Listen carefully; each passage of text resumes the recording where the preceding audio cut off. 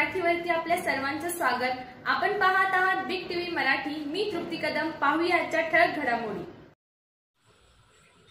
30 फूटवर पातळी सूर्यवंशी प्लॉटमधील नागरिकांचे होणार स्थलांतर। एनडीआरएफ टीम सांगलीमध्ये दाखल।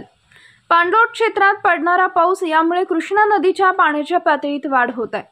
आता आर्यवीन पूल इथं 27.4 इतकी पातळी झाली आहे। सांगली येथील सूर्यवंशी प्लॉटमध्ये 30 फूट पाणी पातळी वेळी रहिवासी भागात पुराचे पाणी येते।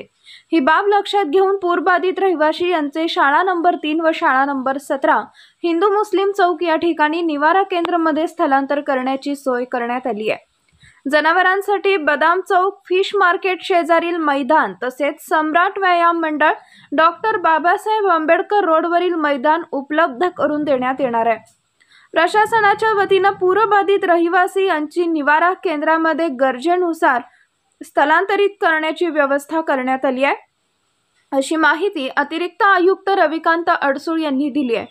पाण्याची पातळी वाढत जाईल त्यानुसार त्या भागातील नागरिकांना स्थलांतरित करण्यासंदर्भात प्रशासनाकडून खबरदारी घेतली आहे, तशा सूचना देखील देण्यात येणार आहेत।